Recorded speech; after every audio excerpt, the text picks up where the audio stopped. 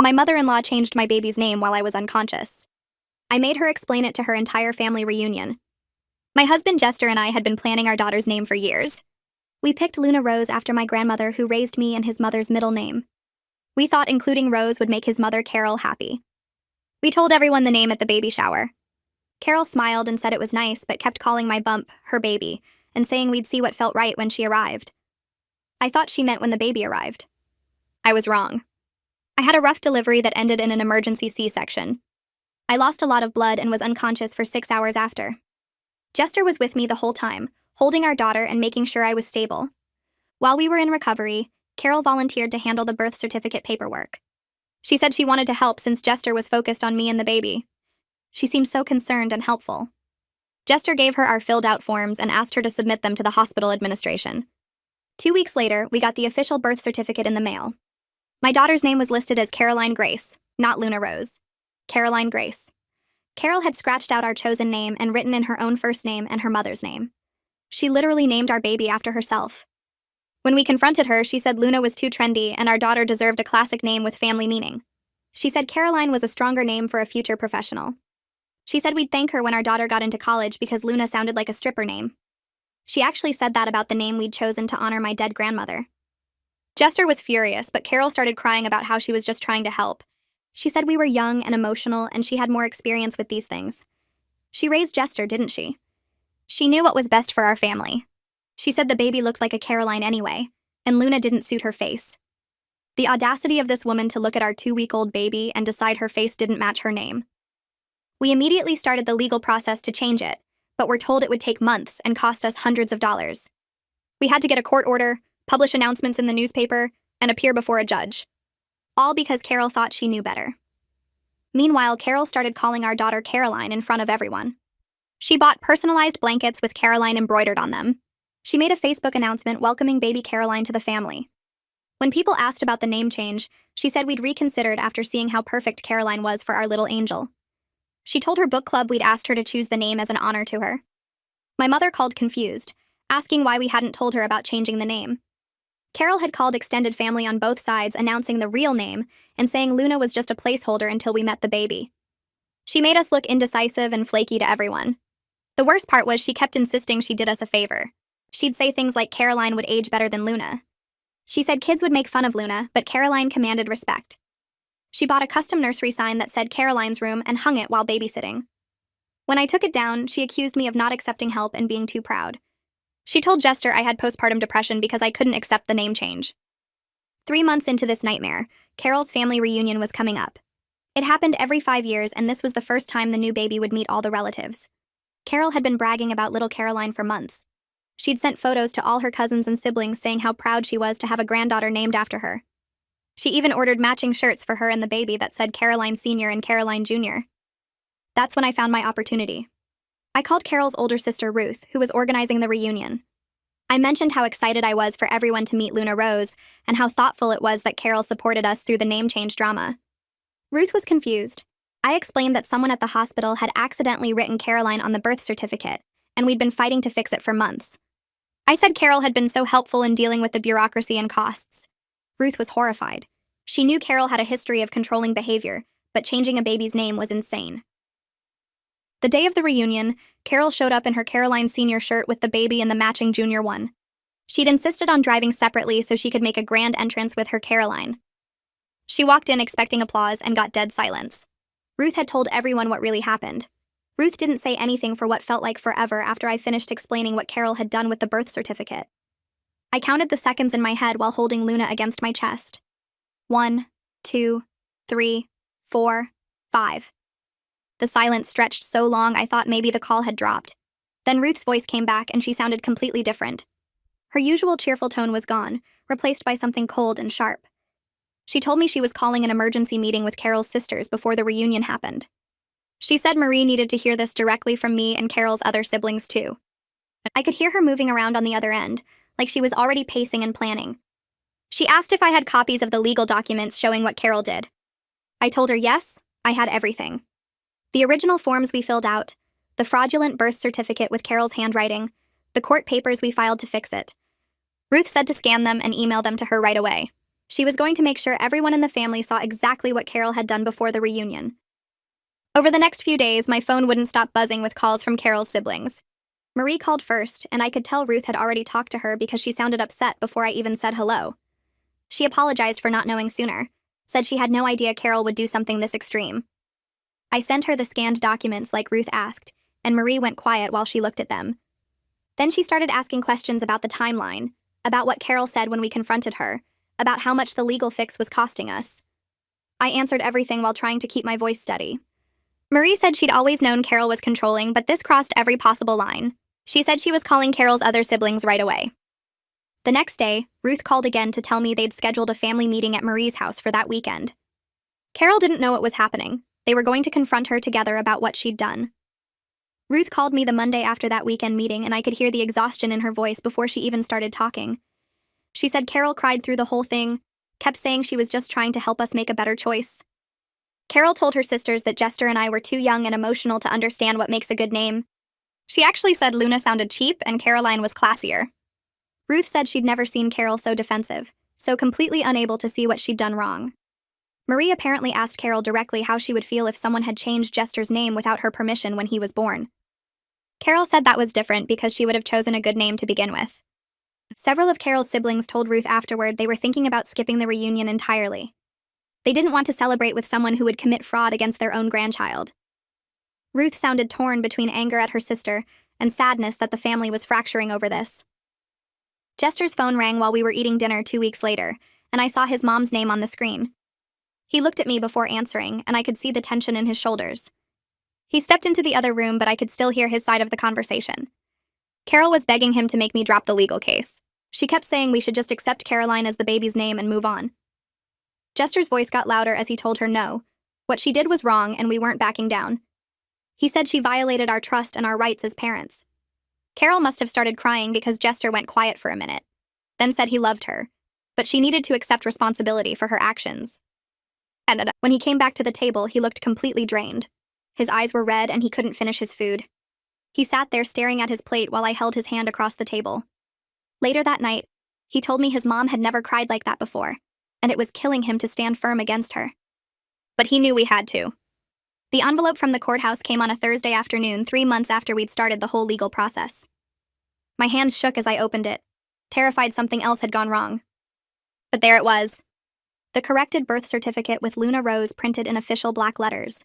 Not Caroline Grace.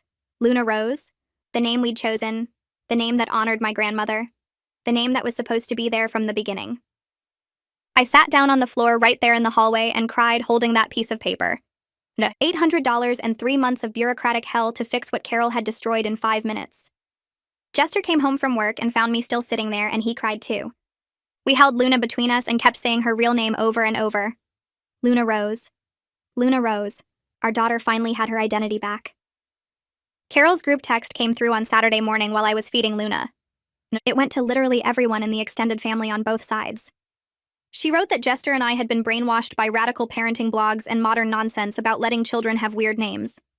She said she was the victim of our disrespect and lack of appreciation for her experience and wisdom. She said Caroline was a beautiful, classic name, and we were being stubborn and hurtful by rejecting it. She said she'd only ever tried to help us, and this was how we repaid her. The text was long and rambling and full of self-pity.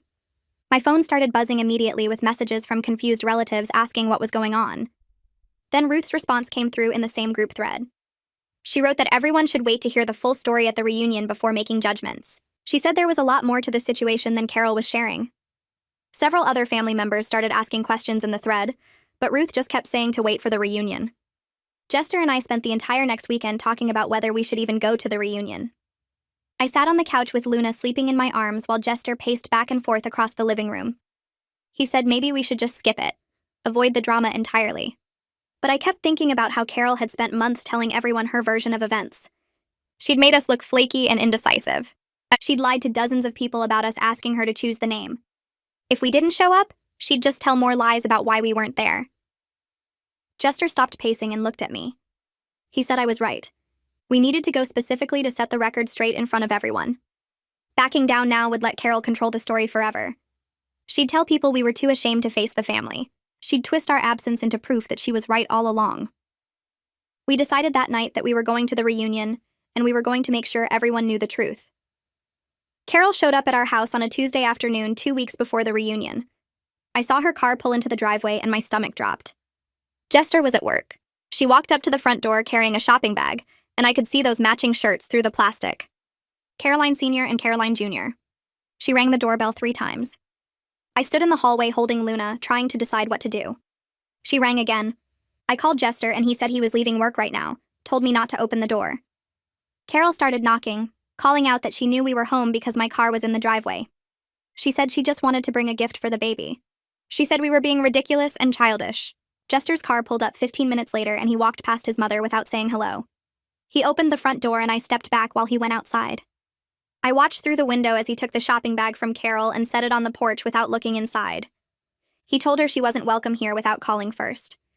Carol tried to push past him into the house, but Jester blocked the doorway. She started crying and saying he was breaking her heart. Jester said she broke our trust, and until she could respect our boundaries, these were the rules. He came back inside and locked the door while Carol stood on the porch crying. I couldn't sleep that night. I kept thinking about the reunion, about walking into that pavilion with 40 family members staring at us. Carol would tell everyone I was the problem, that I'd turned Jester against his mother. They'd think I was the troublemaker who ruined family harmony over something stupid. I'd be the villain in Carol's story. Jester found me sitting in the nursery at 2 a.m, just watching Luna sleep. I told him I was scared of facing everyone, scared they'd all hate me. Jester sat down next to me on the floor and put his arm around my shoulders. He said Carol ruined the family harmony, not me. Carol committed fraud, not me. Carol lied to everyone, not me. All I did was demand that our daughter get to keep her own name. He said anyone who couldn't see that wasn't worth worrying about.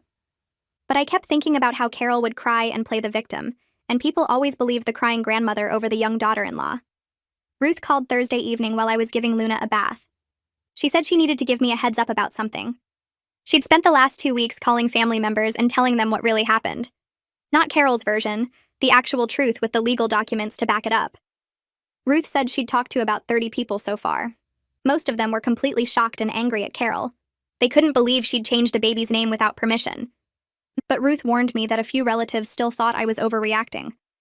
Some of the older family members said names weren't that important, and I should just let it go for the sake of family peace. Ruth said most people understood this crossed a serious line, though. She said I shouldn't be surprised if some people were cold to me at the reunion, but the majority were on our side. I thanked her and tried to feel relieved, but all I could think about was facing those few people who thought I should have just accepted what Carol did. I woke up Saturday morning with my stomach in knots. Jester was already awake, sitting on the edge of the bed staring at his phone. He looked up when I moved and gave me a tired smile that didn't reach his eyes. We both knew what today meant. I fed Luna her bottle while Jester showered, and I tried not to think about walking into that pavilion full of Carol's relatives. The package from the custom print shop had arrived 2 days ago. Jester pulled out the tiny white onesie and held it up. Luna Rose was printed across the front in big purple letters with little stars around the name. It felt petty ordering it. It felt perfect, too. I needed this small thing to make me feel strong enough to face everyone. Jester dressed Luna while I got ready, and when he snapped the last button on the onesie, we both just stared at our daughter. She looked back at us with those big eyes that didn't understand any of this mess. I kissed her forehead and told Jester we should go before I lost my nerve. We loaded Luna into her car seat and drove in silence. The park was 20 minutes away, and Jester kept glancing at me at red lights like he wanted to say something but didn't know what. I watched the trees go by and tried to breathe normally. We pulled into the parking lot at 10:30, exactly 30 minutes after the reunion officially started. I didn't want to be first, but I also didn't want to make some grand late entrance. Jester parked and we sat there for a minute. He reached over and squeezed my hand. I grabbed the diaper bag and he got Luna out of her seat. We walked across the grass toward the big covered pavilion. I could see people already, maybe 30 or 40 relatives scattered around picnic tables. Kids were running around playing tag. Someone had set up a folding table with food. And there was Carol. She stood near the center of the pavilion in that awful Caroline Sr. shirt, bright pink with white letters. She was talking to a small group of older relatives, gesturing with her hands like she was telling some exciting story. She hadn't seen us yet. My hands started sweating. Ruth spotted us first. She broke away from a group near the food table and came straight toward us with her arms out. She pulled me into a huge hug that smelled like her flowery perfume. She stepped back and looked down at Luna in Jester's arms. Her voice carried across the pavilion when she spoke. She said she was so glad to finally meet baby Luna Rose, She said it loud enough that several people nearby turned to look. I saw confusion on some faces. They glanced toward Carol and then back at us.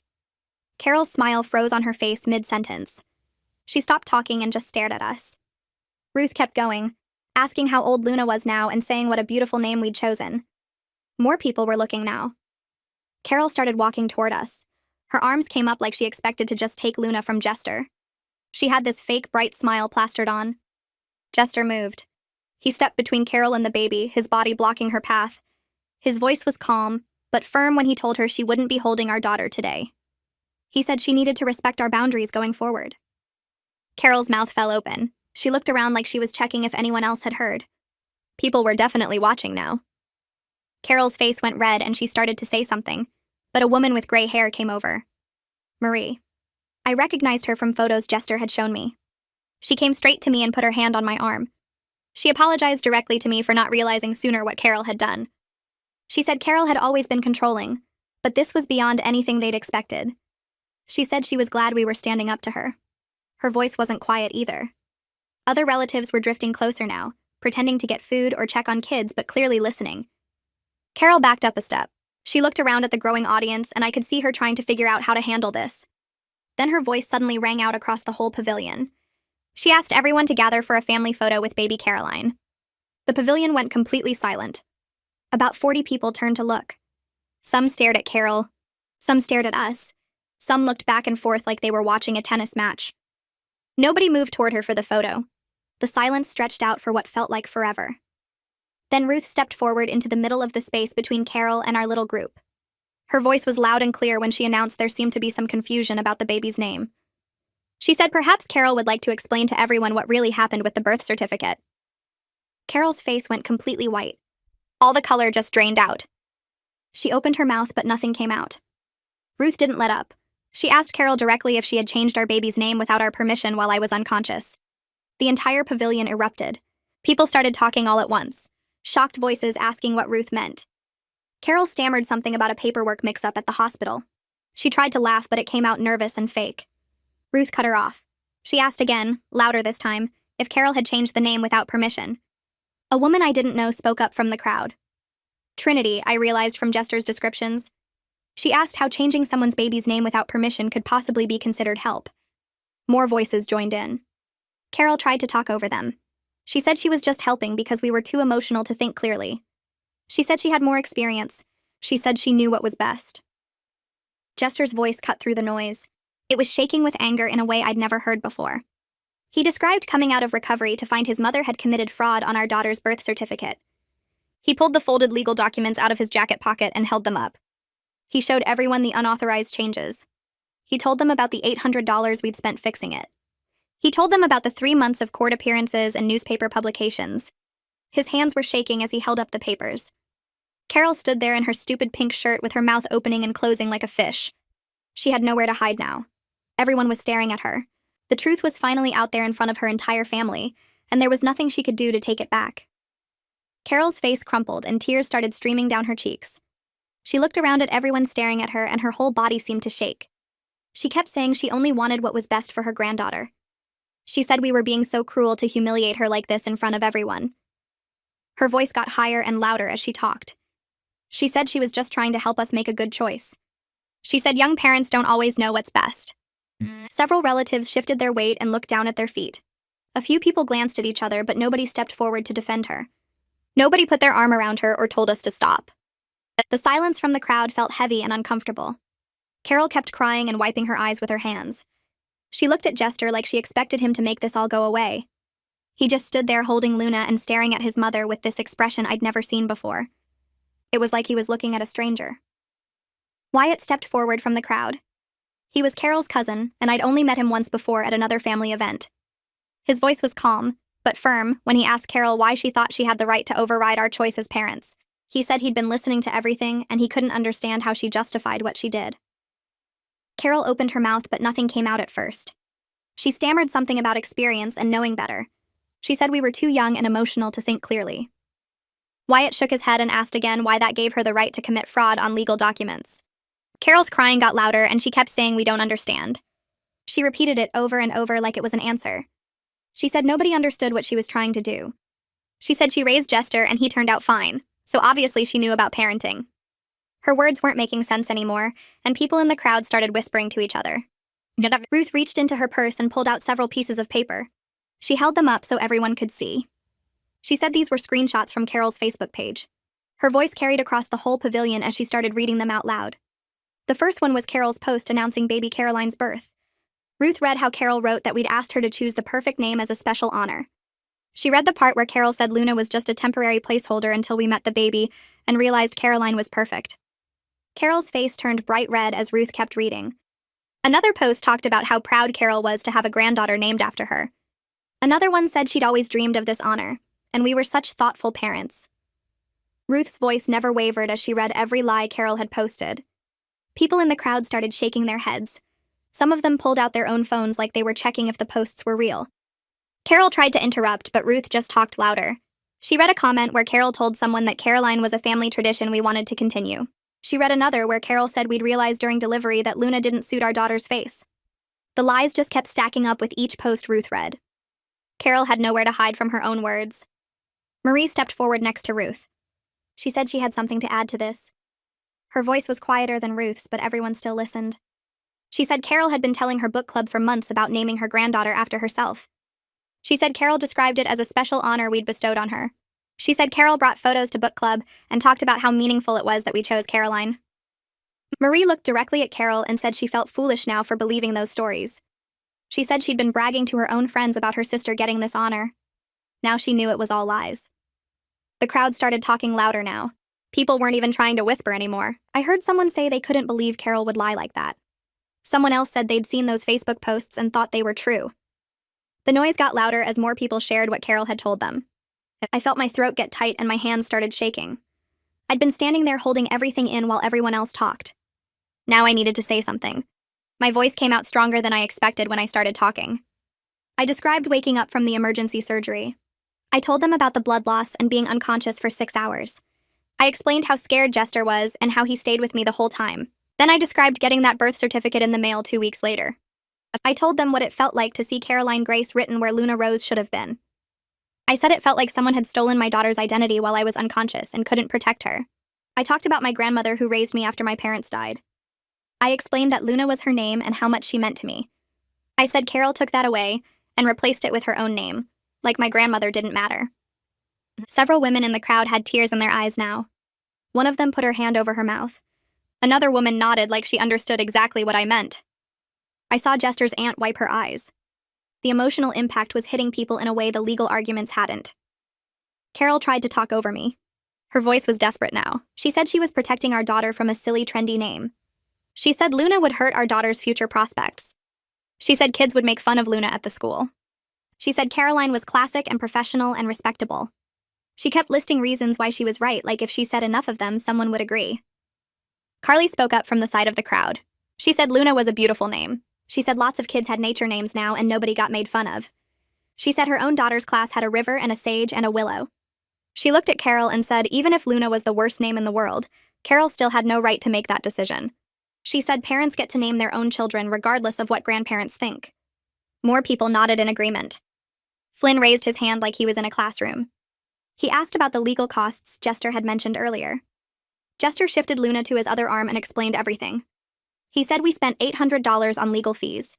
He said we had to get a court order and publish announcements in the newspaper. He said we had to appear before a judge. He said the whole process took 3 months. He held up 3 fingers to emphasize it. He said Carol did all that damage in 5 minutes of paperwork fraud. He said 5 minutes of her thinking she knew better cost us $800 and 3 months of stress. Several relatives looked shocked. I heard someone say they had no idea it was that complicated. Someone else said $800 was a lot of money for new parents. The financial impact seemed to make it real for people who maybe didn't understand the emotional side. Carol's crying got even louder. She turned to Jester and begged him to make this stop. She said I was turning the whole family against her. She said he needed to protect his mother. She reached out toward him like she wanted him to come to her. Jester's voice was quiet, but everyone heard it anyway. He told her she did this to herself. He said she violated our trust and our rights as parents. He said she lied to everyone for months. He said she committed fraud on legal documents. He said every consequence she was facing now was because of choices she made. He said he couldn't protect her from the results of her own actions. His hands were shaking as he held Luna, but his voice stayed steady. Trinity stepped forward from where she'd been standing with Wyatt. She suggested maybe Carol should apologize to us. She said maybe Carol should offer to pay us back for the legal fees. She said that would be a good starting point for making this right. She said it wouldn't fix everything, but it would show Carol actually felt sorry for what she did. The crowd went quiet, waiting for Carol's response. Carol looked at Trinity like she'd suggested something crazy. Her face showed complete horror at the idea. She shook her head hard. She said she wasn't paying for anything. She said she didn't do anything wrong. She said we were the ones who should apologize for embarrassing her. She said we owed her an apology for making her look bad in front of her family. That response told me everything I needed to know. She still didn't think she'd done anything wrong. She still thought she was the victim. Instead of apologizing or even pretending to be sorry, Carol grabbed the bottom of her Caroline Sr. shirt. She pulled it up over her head in one quick motion. She wasn't wearing anything underneath except a tank top. She threw the pink shirt on the ground and stomped on it. Then she turned and started running toward the parking lot. Her flip-flops smacked against her feet as she ran. Several relatives started moving like they were going to follow her. Ruth held up both hands to stop them. She said Carol needed to sit with the consequences of her actions for once. She said running after her and comforting her would just teach her that throwing tantrums works. She said Carol had been getting away with controlling behavior for decades because family members always rushed to smooth things over. She said not this time. The relatives who'd started to follow Carol stopped and turned back. Carol kept running until she reached her car. We all watched her get in and slam the door. The engine started and she backed out fast enough that her tires squealed. Then she was gone, and the pavilion was completely silent except for Luna making little baby noises. The next hour passed in a blur of conversations with relatives who kept approaching me. Trinity came over first and apologized for not questioning Carol's story sooner. She said she'd always thought something seemed off about the whole Caroline announcement, but figured it wasn't her place to ask. Wyatt stood next to her and nodded along, saying they felt terrible about the matching shirts Carol had tried to get them to wear too. I thanked them and told them it wasn't their fault. Carol was good at making people believe her version of events. Raphael came by with Marie and said he wished he'd known what was really happening. He asked how much the legal fees had cost us, and looked genuinely angry when I told him the full amount. Marie squeezed my hand and said families should support each other, not make things harder. An older cousin whose name I couldn't remember approached next and started talking about how things were different in her generation. She said parents respected their elders back then and didn't make such a fuss about these things.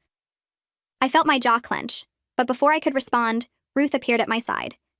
She told the cousin firmly that changing legal documents without permission was fraud, not a generational difference. The cousin walked away looking annoyed. Jester stayed close to me the whole time, holding Luna and occasionally touching my shoulder. I could see the stress on his face, but also something that looked like relief. People kept coming up to see the baby, and everyone made a point of saying Luna's name clearly. Some relatives asked to hold her, and I let them, watching carefully as they cooed over her and told me she was beautiful. A few people mentioned they'd been confused by Carol's Facebook posts, but hadn't wanted to cause drama by asking questions. One of Jester's uncles pulled him aside for what looked like a serious conversation. I saw Jester nodding and then shaking his head, his expression tight.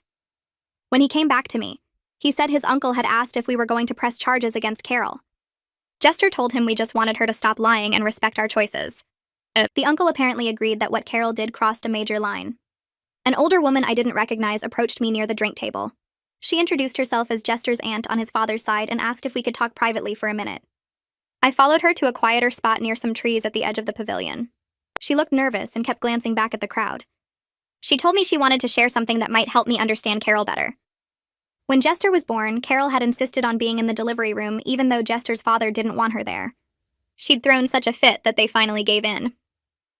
Then after Jester was born, Carol tried to convince them to use a different middle name than they'd chosen. She said the name they picked was too common and wouldn't age well.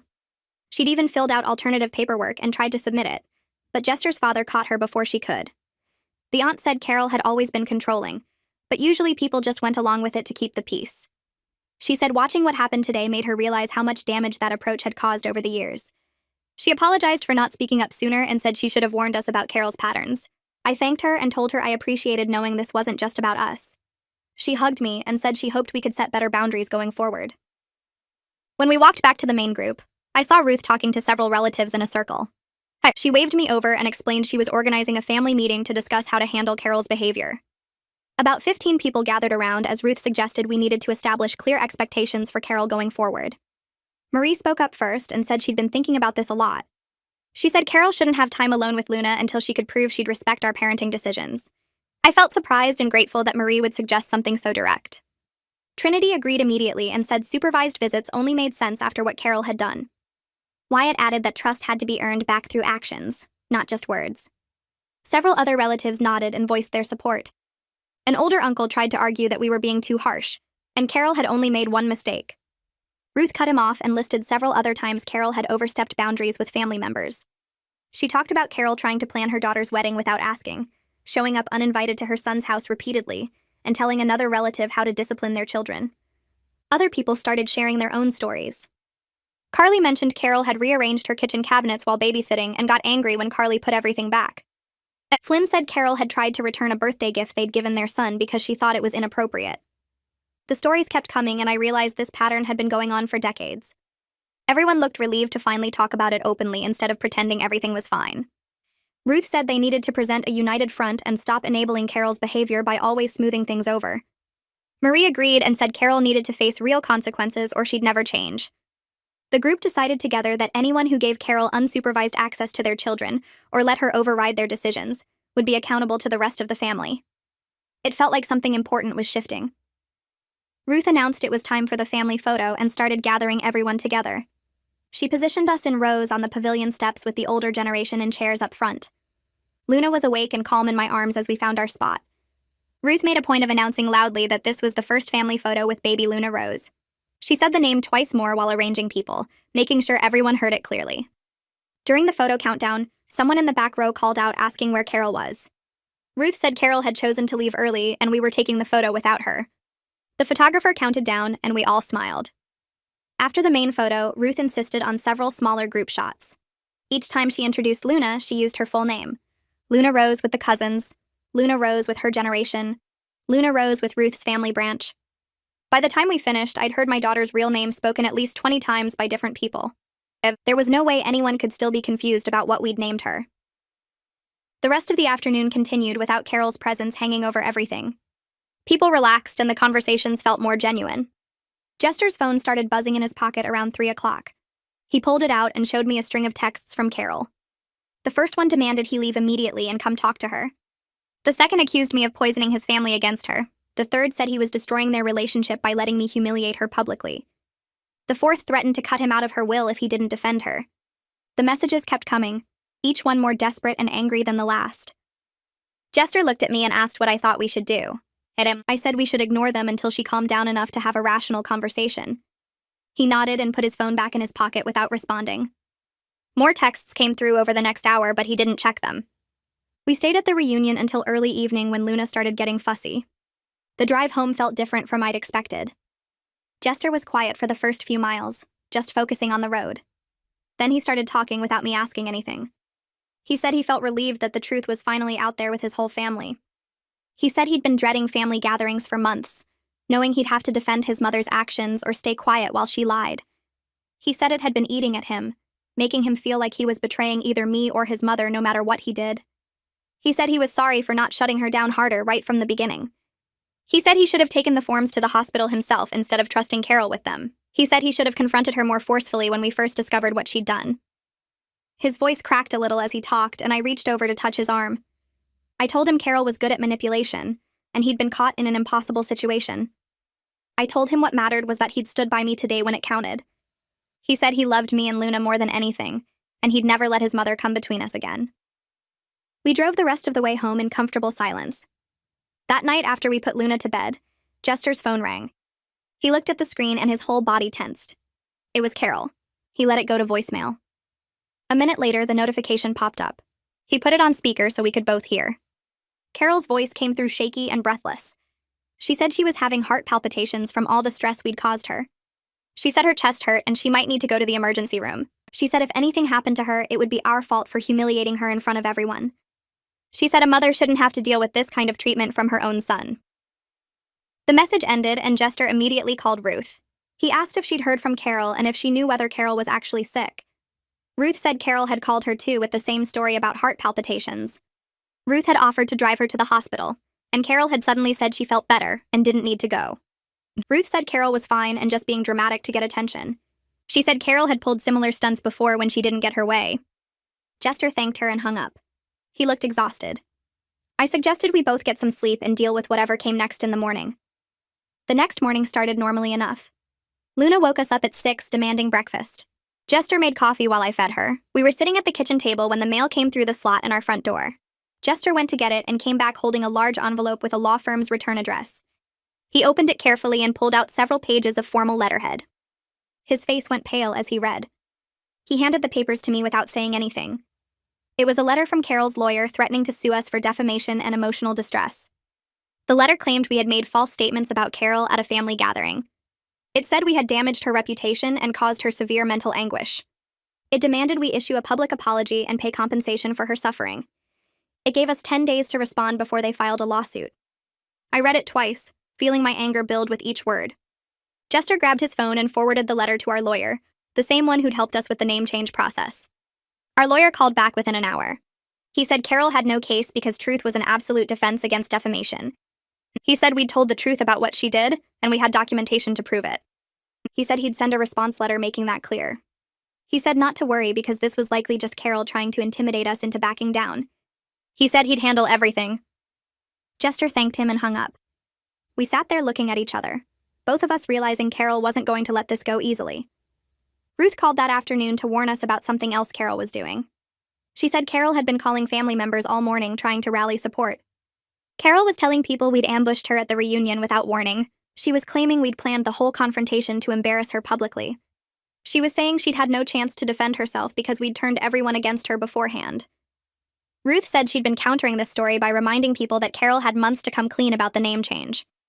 Ruth pointed out that Carol had chosen to keep lying instead of admitting what she'd done. Ruth said most people weren't buying Carol's victim narrative, but a few relatives seemed sympathetic.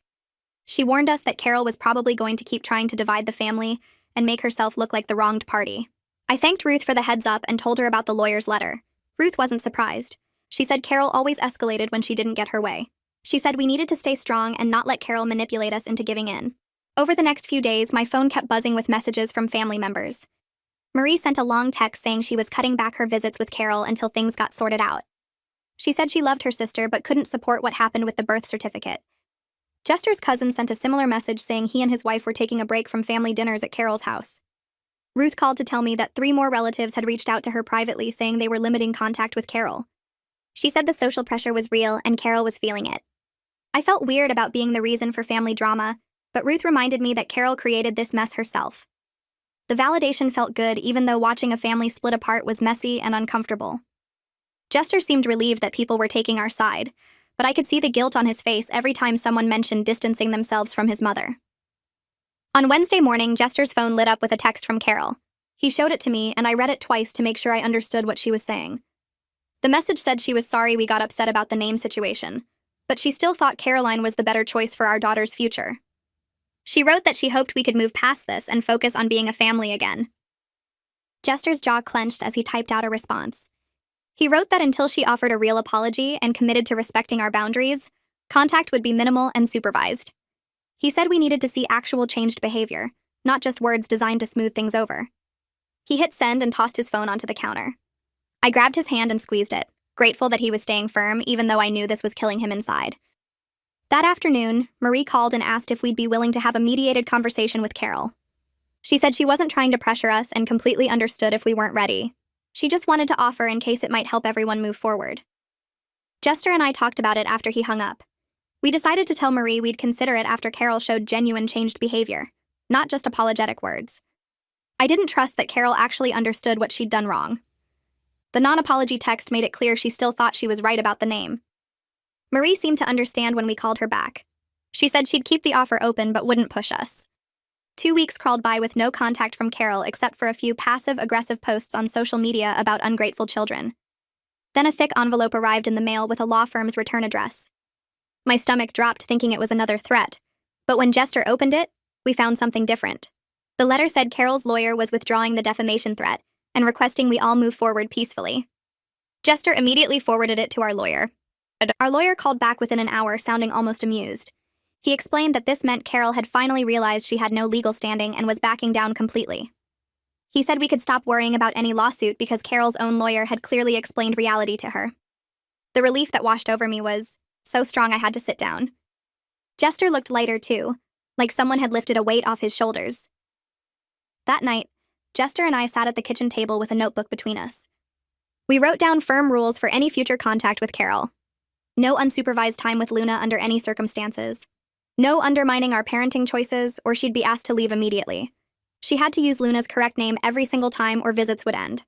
If she bought anything with the wrong name on it, we'd return it and she'd lose visiting privileges for a month. We wrote everything down clearly so there could be no confusion later. Jester typed it all up on his laptop and formatted it to look official. We both signed it and emailed it to Carol with a read receipt request. Felt extreme but necessary after everything she'd pulled. Carol's response came 2 days later. She sent a brief text saying she acknowledged the boundaries we'd set. The message didn't sound enthusiastic or happy about it. She didn't say she agreed with our rules or thought they were fair. But it was the first time she'd acknowledged our right to set terms for our relationship with her. Jester said it wasn't ideal, but it was progress. I wasn't sure I believed it would last, but at least we had everything in writing now. If she violated the boundaries, we'd have clear documentation of what she'd agreed to. Luna's 4-month checkup fell on a Thursday morning. The pediatrician came in smiling and cooing at Luna on the exam table. She asked about Luna's development and eating habits while checking her over. Then she commented on what a beautiful name Luna had and asked about its meaning. I explained that Luna Rose honored my grandmother who raised me and Jester's mother's middle name. Talking about it made my throat tight with emotion. The doctor smiled and said it was lovely that we'd chosen something with such personal significance. Sitting there in that exam room, hearing someone appreciate my daughter's real name, I felt this deep sense of rightness. We'd fought so hard to preserve it and won. Luna would grow up knowing her real name, the one we'd chosen with love and meaning. Carol hadn't managed to take that away from us, no matter how hard she'd tried. Ruth called that weekend with an invitation to Thanksgiving at her house. She told us explicitly that Carol wouldn't be there because Carol had chosen to skip rather than follow our boundaries. Ruth said Carol had called her complaining about our rules, and Ruth had told her she needed to either respect them or stay home. Carol picked staying home. Hearing that made me feel sad for Jester because his mother was choosing her pride over seeing her family. But it also felt freeing to know we could attend family events without constant conflict. We could actually relax and enjoy ourselves instead of being on guard the whole time. Jester looked relieved when I told him we should go. He'd been worried about missing holidays with his extended family because of his mother's behavior. The following Tuesday, Jester told me he'd scheduled his first therapy appointment. He said he needed to process his complicated feelings about his mother's behavior and his role in protecting our family from her manipulation. He'd been carrying so much guilt about the situation even though none of it was his fault. Watching him take that step to prioritize our well-being over his mother's feelings made me love him even more. He was choosing us, choosing to work through the mess his mother had created instead of just trying to keep the peace. That night after Luna went to sleep, I held him on the couch and told him how proud I was of him. He cried a little, something he rarely did, and I just let him get it all out. A month after the reunion, I got a private message on social media from Trinity. She thanked me for standing up to Carol at the reunion because it gave her courage to set boundaries with her own controlling mother-in-law. She said watching me refuse to back down had shown her it was possible to protect your family without feeling guilty about it. She'd apparently been dealing with similar boundary violations and hadn't known how to address them. My story had helped her find her voice. Reading that message made all the stress and conflict feel worth it. If sharing what happened with Carol could help even one other person stand up for themselves, then something good had come from this nightmare. A month after Trinity's message, I got a text from Carol asking if she could visit on Luna's 6-month birthday. She said she had a gift she wanted to drop off. I stared at my phone for a solid minute trying to figure out what angle she was working. Jester looked over my shoulder and read the message. He said we should tell her no, but I felt this weird pull to see what she'd do. We'd been no contact for almost 3 months since the reunion, and part of me wanted to know if anything had actually changed. I texted back that she could come by for a quick visit, but we'd be keeping it short. She sent back a simple okay with no drama or guilt trips attached, which was unusual enough to make me nervous. She showed up exactly on time carrying a wrapped box and looking smaller somehow, less sure of herself. She held out the gift and I took it slowly like it might explode. The card on top said Luna Rose in Carol's handwriting. Not Caroline, not some passive-aggressive nickname. Luna Rose written out in full like she was actually accepting it. I opened the card, and it was a basic happy 6 months message with no weird comments about names or how we were raising her wrong. Just a normal grandma card. I looked at Jester, and he looked as confused as I felt. Carol asked if she could come in, and I almost said no automatically, but Jester stepped back from the doorway. He told her she could stay for 30 minutes under supervision, and she needed to follow our rules. I expected her to argue or cry or make some comment about how strict we were being, but she just nodded and said that was fair. We sat in the living room with Luna on a playmat between us, and Carol didn't immediately try to grab her or correct how we were doing things. She asked how Luna was developing and if she was sleeping better. Normal grandma questions without the underlying criticism she usually loaded into everything. I answered carefully while watching for signs this was an act. Luna grabbed one of her toys and shook it, and Carol smiled but didn't launch into a story about how Jester did the same thing at that age, or how we should be doing tummy time differently. She just watched Luna play. After about 20 minutes, Carol asked if she could hold her, and I looked at Jester. He picked Luna up and handed her to his mother with clear body language that said he was watching. Carol held Luna gently against her chest and talked to her softly about how big she was getting. She called her Luna multiple times. Luna rose when she was being extra sweet. Not Caroline, not even once. The whole visit lasted exactly 30 minutes like we'd agreed, and then Carol stood up and handed Luna back without being asked. She thanked us for letting her come and said she hoped we could do it again sometime. No demands, no guilt trips about how little she got to see her granddaughter. Just a simple request that acknowledged we were in control.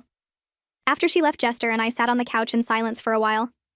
I asked him if that felt as weird to him as it did to me. He said his mother had never followed boundaries that easily in his entire life. We talked through whether this was real change or just her being on her best behavior to get back in our good graces. I wanted to believe she was actually trying, but I'd been burned too many times to trust it easily. Jester suggested we allow supervised visits on a trial basis and see if she could maintain the respectful behavior over time. If she started backsliding into her old patterns, we'd shut it down immediately. I agreed, but told him I was staying alert because people like Carol didn't usually change without a lot of work. 2 weeks later, Ruth called with an update about Carol's behavior with the rest of the family. She said Carol had been complaining to anyone who would listen about our strict rules and how unfair we were being. Ruth had heard from Marie that Carol spent an entire lunch talking about how she barely got to see Luna, and we were keeping her away on purpose. But here's the thing that actually surprised me. Even though Carol was complaining, she was still following the boundaries. She wasn't showing up unannounced or calling constantly or trying to manipulate other family members into pressuring us. She was following the rules while resenting them, which was more than I expected at this stage. Ruth said she thought Carol was slowly starting to understand that her old tactics weren't going to work anymore, but it was like watching someone learn a new language. Lots of mistakes and frustration, but some actual progress mixed in. Christmas came around and we decided to host a small gathering at our place. We invited Ruth and Marie and their families, but deliberately didn't invite Carol. It felt harsh, but we weren't ready to handle her at a major holiday yet. The risk of her making a scene or trying to take over was too high. Jester drove over to his mother's house 2 days before Christmas to drop off the gifts she'd sent for Luna. Every single one had Luna Rose written on the tag in Carol's handwriting. No Caroline anywhere. He said his mother looked sad when he explained she wasn't invited to Christmas, but she didn't argue or try to guilt him into changing his mind. She just asked him to take pictures and send them to her. The actual Christmas gathering was relaxed and happy without the constant tension of managing Carol's behavior. Luna wore a little red dress, and Ruth took about 100 photos. Marie's kids played with Luna's new toys, and everyone used her correct name without any drama. It was the first family holiday in months where I didn't spend the whole time braced for conflict. A few days after Christmas, Marie pulled me aside during a quick visit to drop off some leftovers. She told me that Carol had been going to therapy. Not just once or twice, but regularly for the past 2 months. Her sisters had basically insisted on it after the reunion blow-up, and Carol had actually followed through. Marie said the therapist was helping Carol recognize how her controlling behavior had damaged her relationships with Jester and the rest of the family. She was apparently working on understanding why she felt the need to control everything, and learning to respect other people's choices even when she disagreed. I asked Marie if she thought it was making a real difference, and she said it was slow, but she could see Carol trying. She'd catch herself mid-sentence when she was about to give unsolicited advice and actually stop herself. It was small stuff, but it was something. I told Marie I was cautiously hopeful, but I wasn't holding my breath for some dramatic transformation. People didn't usually change their core personality even with therapy. But if Carol was genuinely trying, then maybe there was room for some kind of relationship eventually. Jester and I celebrated our wedding anniversary in early January by going out to dinner while Ruth watched Luna. We spent most of the meal talking about how far we'd come in the past year. From the nightmare of the birth certificate fraud, to the reunion confrontation, to this weird new phase where Carol was actually following boundaries. Jester said he was proud of how we'd handled everything, and how we'd protected our family without completely cutting his mother out.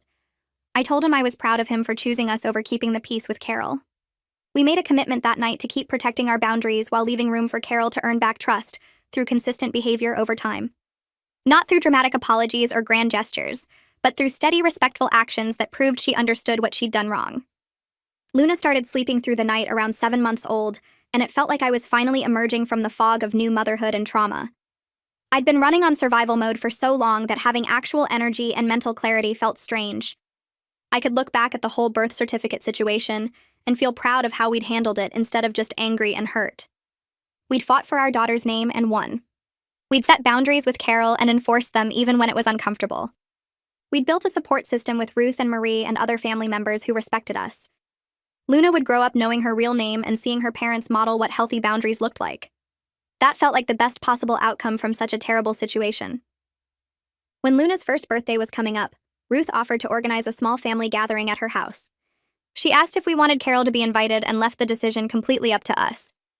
Jester and I talked about it for a few days. Carol had been maintaining supervised visits for months without any major incidents. She was still in therapy and seemed to be making genuine effort to respect our parenting choices. We decided to let her come, but made it clear she needed to ask permission instead of assuming she was invited. Carol called Jester directly and asked if it would be okay for her to attend Luna's birthday party. She didn't demand or guilt trip. She just asked. We said yes and told her we expected appropriate behavior. She said she understood. The party was at Ruth's house with about 15 family members. Carol showed up with a wrapped gift and a homemade cake she'd baked with Luna Rose written in pink frosting. She used Luna's correct name throughout the entire party. Every single time she talked about her or to her, it was Luna. She didn't try to take over or criticize how we were doing things. She didn't make passive-aggressive comments about our parenting. She just participated like a normal grandma at a normal birthday party. Luna smashed her cake and got frosting everywhere, and Carol laughed and took pictures without saying anything about how messy she was or how we should be doing it differently. It was surreal watching her actually follow through on respectful behavior. Near the end of the party, Carol asked if she could talk to me privately for a minute. My first instinct was to say no, because private conversations with Carol usually meant manipulation, but Jester nodded at me like he thought I should hear her out. We went out to Ruth's back porch, and Carol stood there looking nervous in a way I'd never seen before. She told me she wanted to apologize for what she'd done with the birth certificate and everything that came after. Not the fake apologies she'd tried before where she said she was sorry we were upset. A real apology that acknowledged she'd violated our trust and caused real harm. She said she'd been working with her therapist to understand why she felt entitled to make decisions for our family, and it had been hard to face how controlling and disrespectful her behavior had been. She didn't make excuses or try to justify what she'd done. She just said she was sorry and she was trying to do better. I could see she'd been working on this in therapy because the words came out carefully like she'd practiced them, but also genuine. I told her I accepted her apology, but rebuilding trust was going to take time and consistent effort. I told her I accepted what she said, but this wasn't something that got fixed overnight. Trust takes time to build back up, and she needed to show me through her actions over months and years that she really meant what she was saying. This couldn't just be one nice conversation at a party and then everything goes back to how it was before. She needed to prove she understood what she did was wrong and that she respected us as Luna's parents. Carol looked me right in the eyes and said she understood completely. She said she knew she had a lot of work to do and she wasn't expecting us to forget what happened just because she apologized. For the first time since this whole nightmare started, I actually believed she might be capable of real change. Something in her voice sounded different from all the other times she'd tried to apologize or make excuses. She wasn't crying or making herself the victim. She was just accepting responsibility. That night, after everyone left, Jester and I sat down at the kitchen table and talked about what came next with his mom. We both agreed we couldn't just pretend nothing happened and go back to normal visits. Carol needed to earn back the privilege of being part of Luna's life. We decided to set up a schedule of supervised visits where one of us would always be present. We wrote down specific rules about respecting our parenting choices and using Luna's correct name. We also talked about what would happen if Carol started backsliding into her old controlling behavior. If she broke the rules even once, we'd go back to no contact for at least a month. Jester called his mom the next day and explained the new arrangement. She agreed to everything without arguing, which honestly surprised both of us.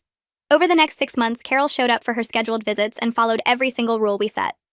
She never tried to undermine our decisions about Luna or make passive-aggressive comments about how we were doing things wrong. She used Luna's correct name every single time without hesitation. It wasn't perfect because there was still tension between us, and I don't think I'll ever fully trust her the way I did before. But we reached a point where the relationship was working well enough that Luna could have a grandmother in her life. Carol was limited to supervised visits twice a month, and she had to ask permission before buying gifts or planning anything with Luna. The boundaries were clear, and she was actually respecting them. Our family had found a new balance that felt functional, even if it wasn't ideal. Ruth organized a family barbecue at her house in late summer, and we all showed up, including Carol. Luna was almost walking by then and kept pulling herself up on furniture trying to take steps. Everyone gathered around watching her wobble and grab onto things.